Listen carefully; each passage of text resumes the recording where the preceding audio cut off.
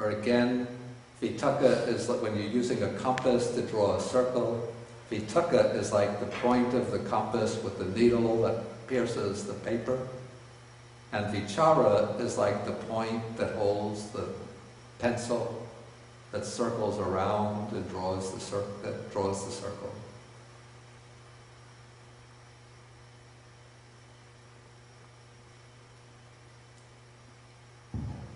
Okay, then as the mind settles down on the object, as it, even before it goes into the jhana, but even early stages, as sort of the chaos of discursive thinking settles down and the mind is able to keep itself fixed on the object, there starts to rise a kind of sense of exhilaration or ecstatic or blissful joy. That is what is called piti, rapture. And along with this rapture, there comes a feeling of powerful pleasure.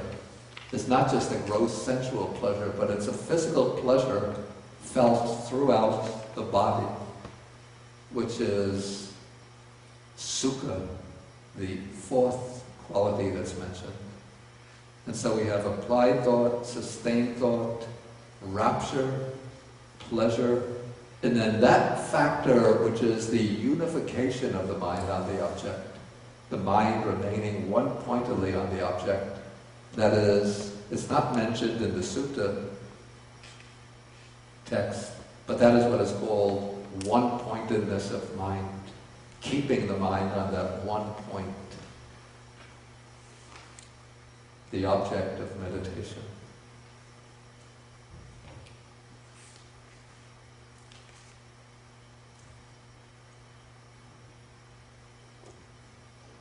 And so when those 4 or 5 factors reach a certain level of strength, they lift the mind beyond this whole involvement in the sensory world, and they lift it to a different plane of experience, which is the plane of the jhanas.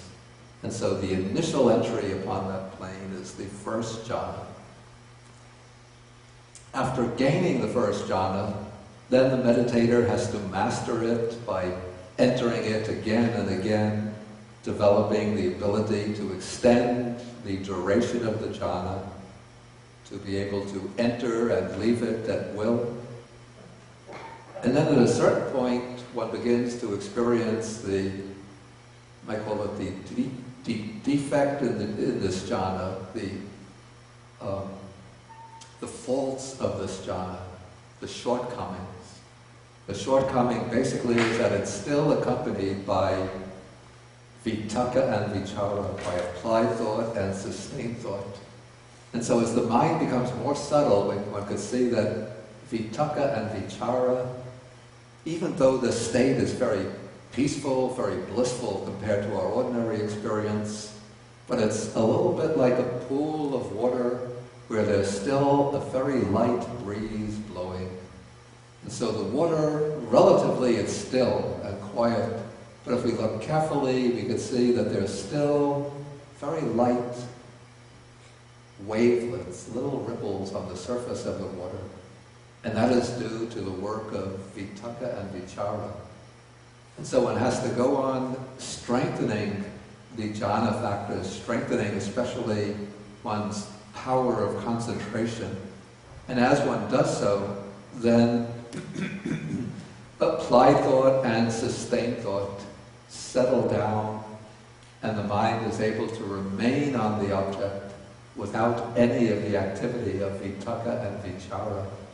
And that is the entry upon the second jhana. And so the formula runs, here I'm on page 451, paragraph 21.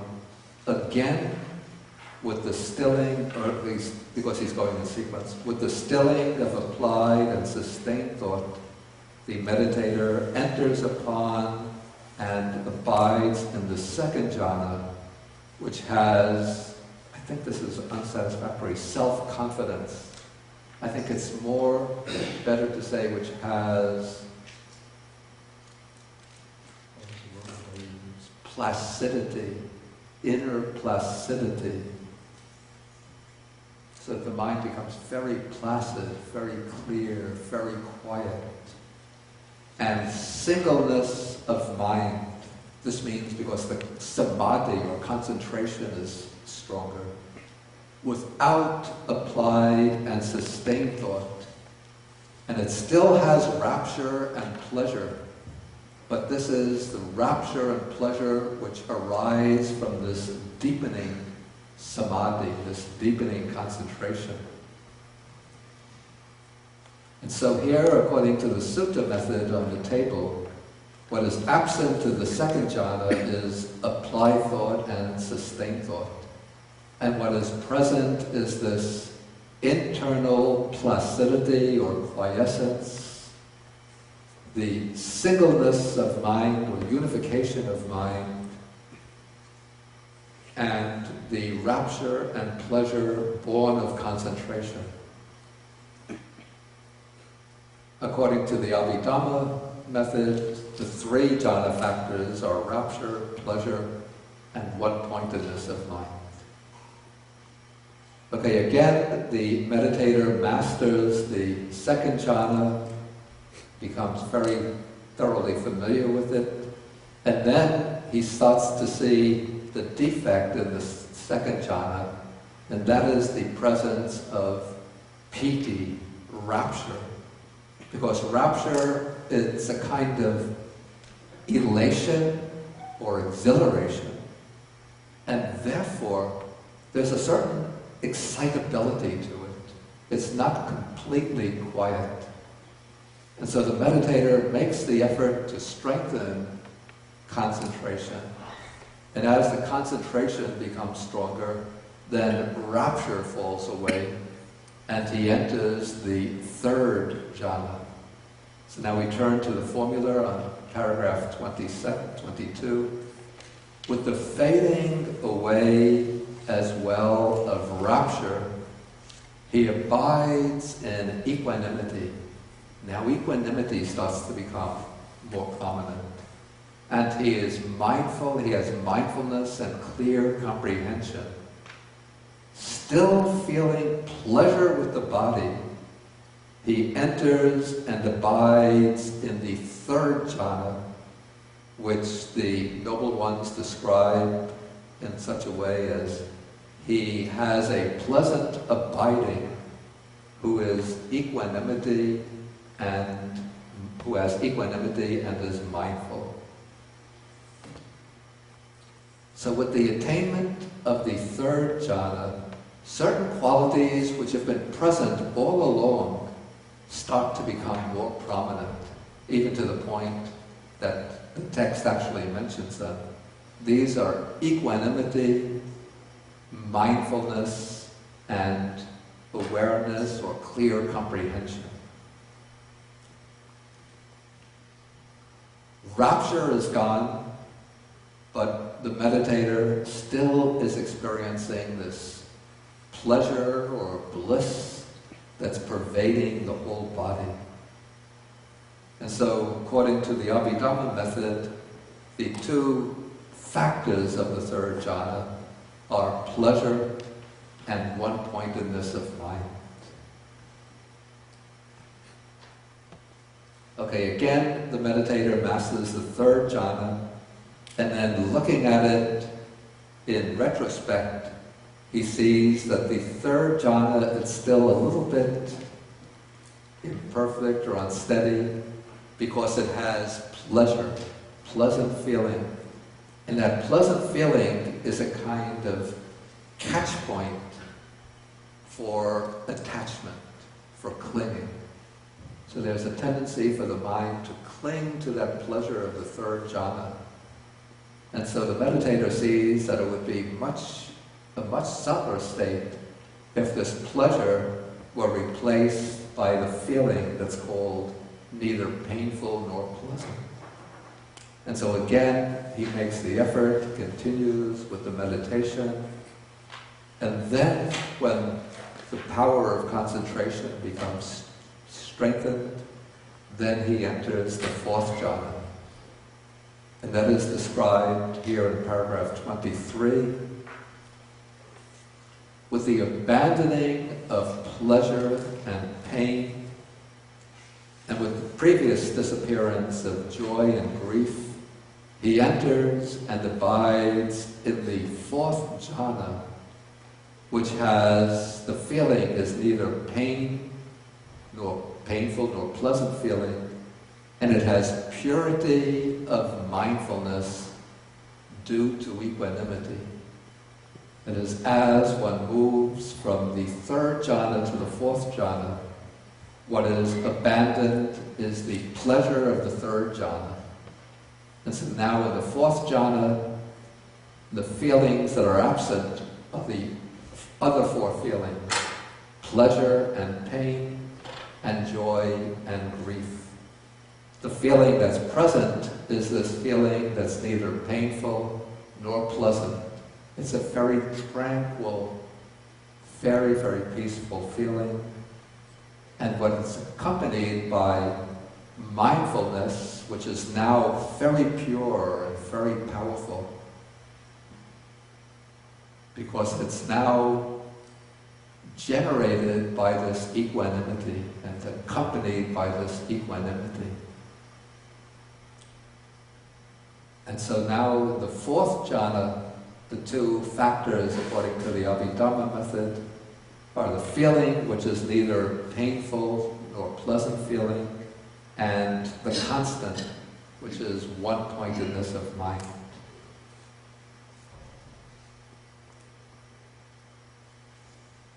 Okay, I want to finish the whole sutta, then I'll ask for questions. Okay, so that was an excursion into Sutta number 51. Now we come back to Sutta 53.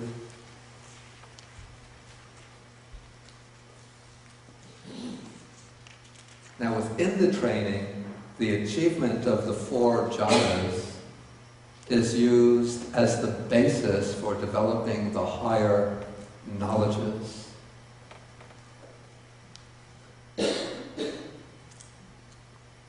So now paragraph 19, we're back to page 463. Ananda gives a kind of summing up what he's covered so far. Now he's going to show that all of this previous training is a process of maturation. So he says, when the noble disciple is possessed of virtue, when he guards the doors of his sense faculties, moderate in eating, devoted to wakefulness, has the 7 good qualities, and he obtains at will, without trouble or difficulty, the 4 jhanas, he is called one in the higher training who is entered upon the way. Then he makes a little statement that's a little strange. He says, his eggs are unspoiled, he is capable of breaking out, capable of enlightenment, capable of attaining the supreme security from bondage. Then he illustrates this with the simile to show what's meant by the eggs being unspoiled. It's like there's a hen which has a number of eggs, 8, 10, 12 eggs, which she's covered, incubated, and nurtured properly.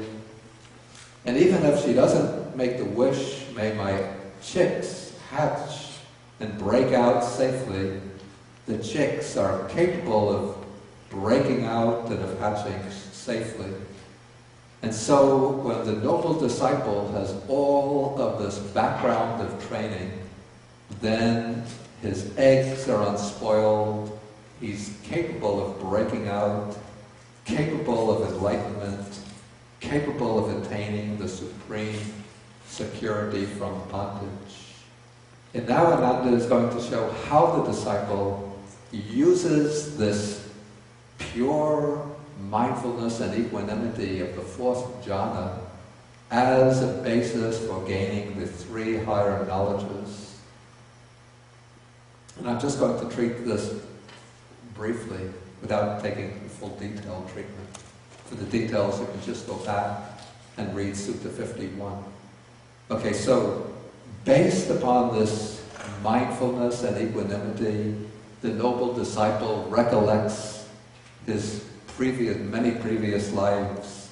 So he can recollect 1 life, 2 lives, 3 lives, hundreds of lives, thousands of lives, even whole aeons of past lives, even in detail. So this is the first higher knowledge, and this is called, metaphorically, this is his first breaking out, like that of the chicks breaking out from their eggshells.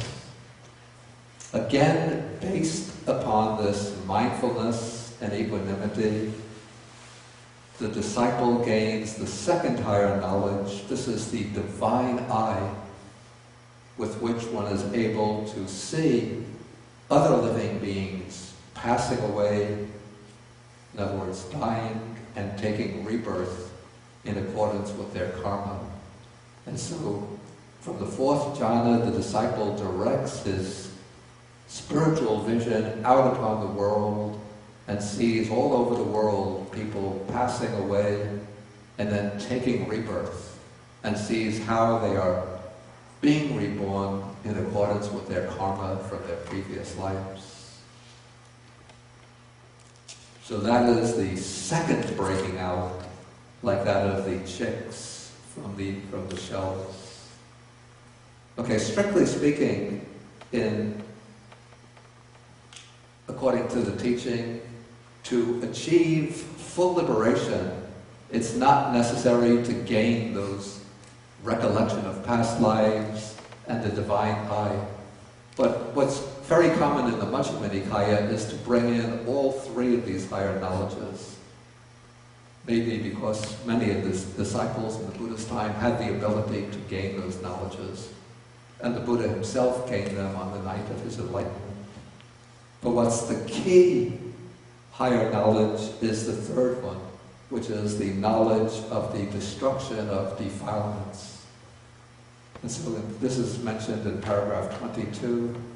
Based upon this supreme mindfulness due to equanimity, he realizes for himself with direct knowledge, and then he enters upon and dwells in the deliverance of mind, deliverance by wisdom, that are taintless with the destruction of the taints.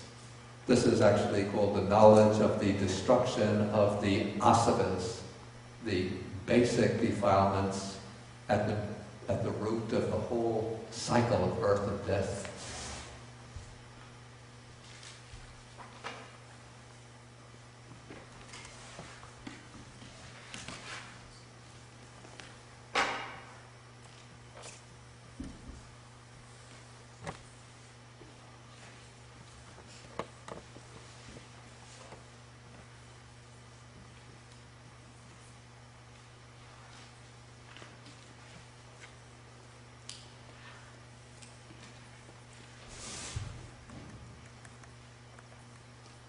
And so there are 3 asanas.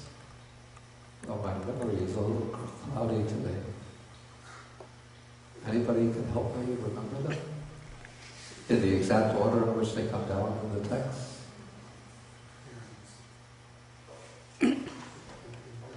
Oh, there's no cheating, no, what they call it, crips, ponies.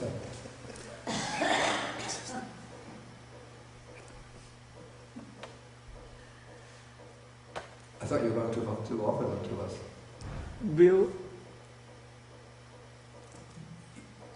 When you answer correctly, you'll get a pleasant bang. If you answer incorrectly, you get the buzz. Hatred. Buzz.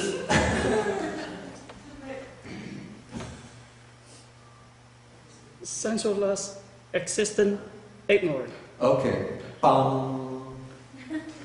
Okay, it's craving for sensual pleasures, craving for continued existence, and ignorance.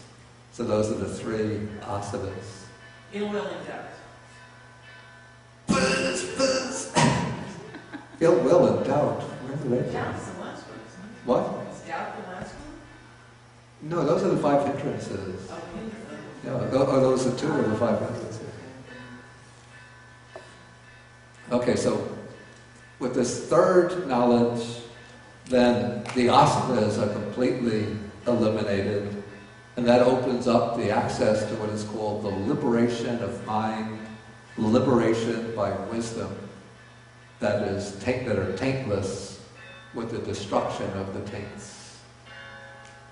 And so that is the third breaking out, like that of the hen's chicks from their shells. Okay, so now Ananda is going to collect all of the factors that he's mentioned so far into 2 groups. Okay, first group is the group of what is called conduct, which means not only bodily or verbal action, but also mental action.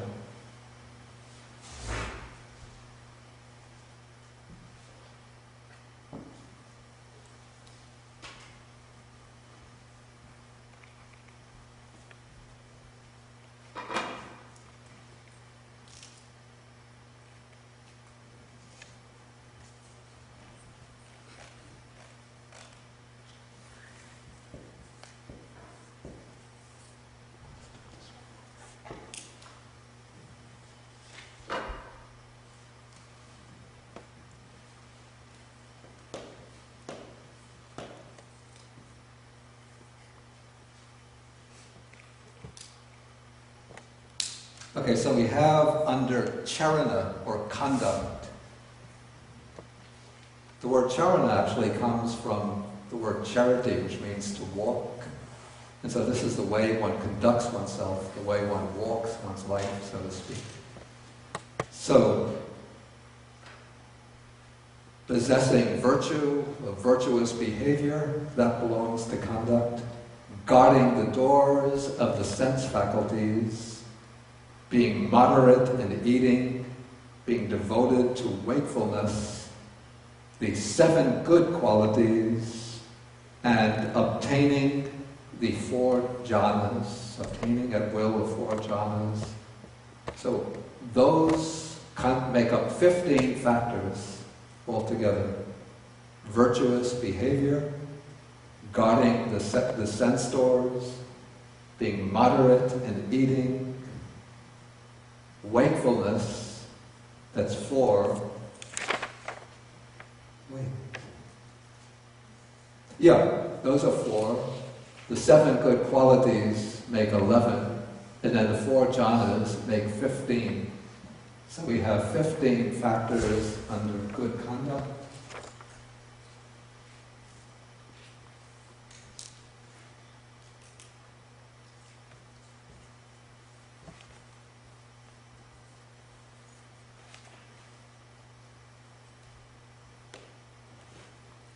And then under Vijja, or the higher knowledge, we have the recollection of one's past lives, the divine eye, which sees the passing away and rebirth of beings and understands how they pass on according to their karma. And then we have the realization by direct knowledge of the destruction of the asanas, and the entry upon the liberation of mind and liberation by wisdom. So we have the 3 types of higher knowledge, and these 2, we join them together, we say that the noble disciple is Vijja Charana Sampanno.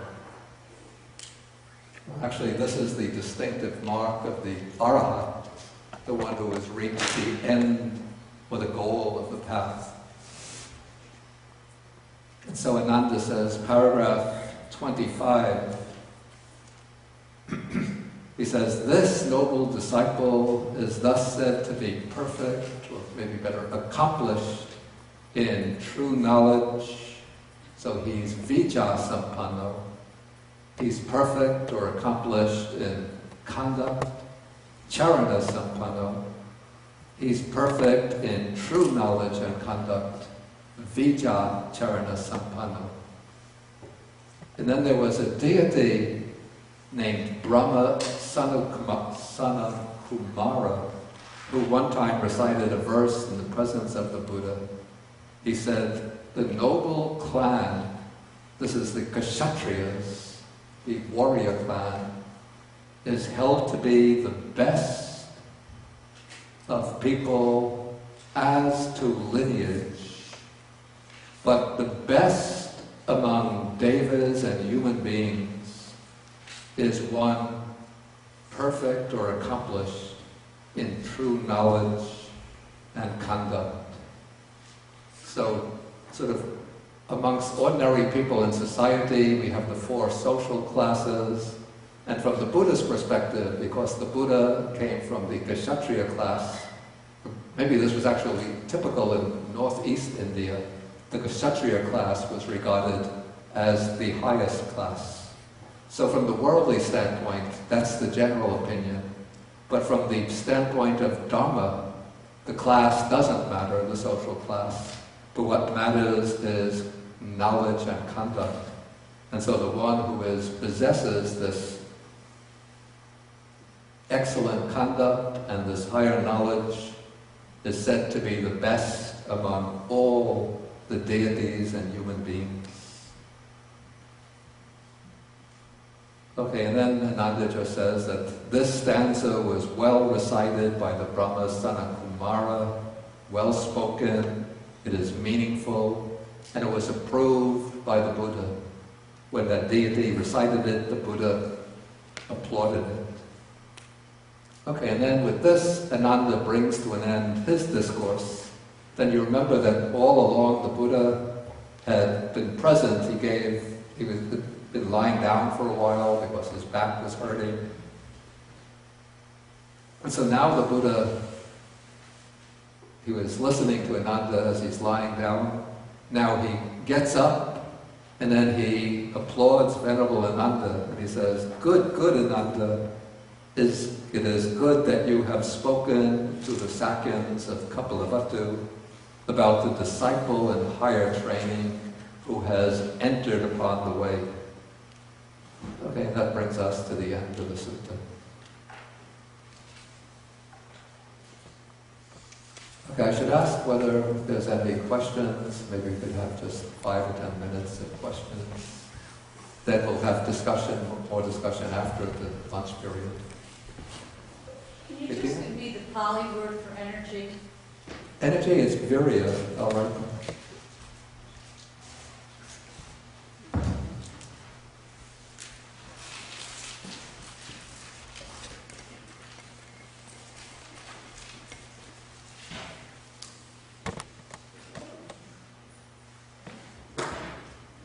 Can you see?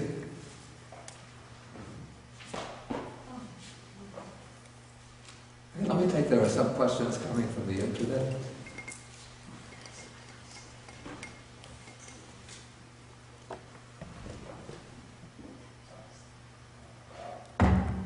It seems to me that many aspects of the 7 good virtues or good qualities are related to the ego self, such as shame and energy driven by willpower.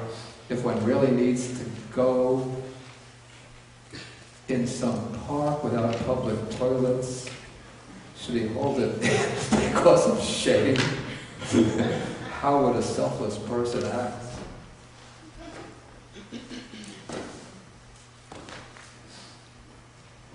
This is not...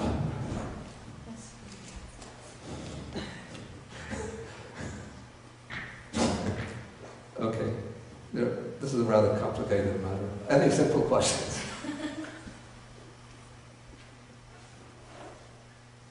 Okay, then I'll take the complicated question. Okay, first, the sense of what's called shame, or here again, it's not shame, but more self-respect. It's not really related to the ego self, in my opinion, but it's a way of using the sense of self to develop a sense of let us say, a sense of restraint over the disposition towards unwholesome actions and to serve as a motivation towards wholesome actions. But it's not intended to bolster the ego as a way of exalting oneself over others. And of course, some people can apply energy driven by a kind of will to power, but this is an energy which is not motivated by personal ambition, but by the effort to actually overcome the clinging to the view of self. Then if one has to go to the toilet, I don't know if it's night and nobody is around and one has to go very urgently, one could go in the public park, maybe dig a hole and then bury what is deposited. But normally one would look for like a restaurant, a gas station.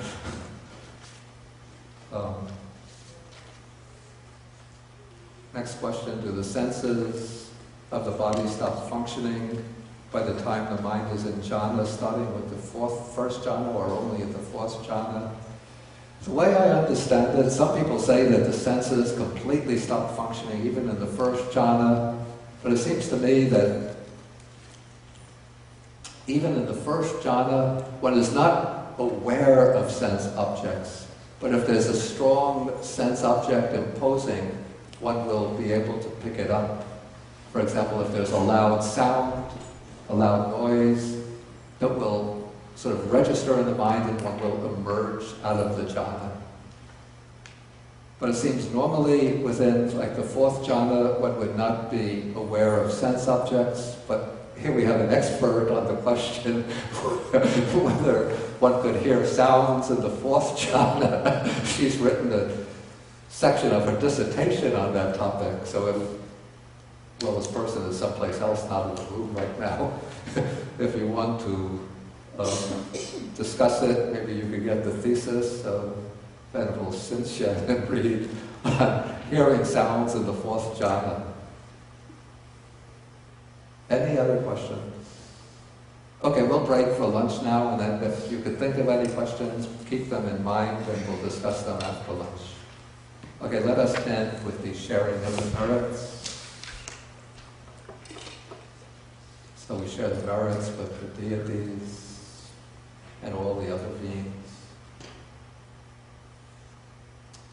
Akasata Chabumata Devanagam Hidika Punyantam Anumoditva Chiram Rakantu Sasanam Akasata Chabumata Devanagam Hidika Punyantam Anumoditva Chiram Rakantu Desanam Akasata Chagumata Devanagam Hidika Punyantam Anumoditva Chiram Rakantu Mam Param Etavatacha Mehi Sampadam Punya Sampadam Sabbe Devanumodantu Sabba Sampati Siddhya Etavatacha Mehi Sampadam Punya Sampadam Sabbe Buddhanumodantu Sabba Sampati Siddhya Etavatacha Mehi Sampadam Punya Sampadam Sabbe Satanumodantu Sabba Sampati Siddhya Baba Upadaya Vichihetato Etantare Satakayupapanna Rupya Rupicha Sanya Sanino Dukha Pamochantu Posantu Vibhuti.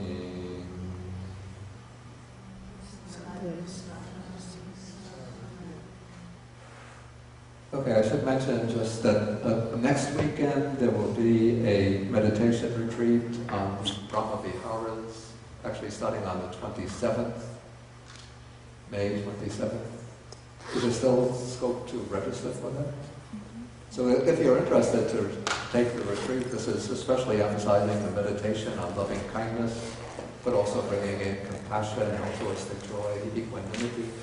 Venerable Dhammadipa, the abbot, will be conducting the retreat. Starts on the 27th and ends on June 1st. And so we won't have the class next Saturday, but the next class will be in 2 Saturdays, that is June 4th And the next class will take Sutta number 57. This is interesting and a little bit amusing sutta called the dog duty aesthetic, about some of the practices that were observed in India during the Buddha's time. And one sometimes sees them in India even today. Okay, so thank you for your attendance. And we end with the usual way, with 3 bows to the Buddha.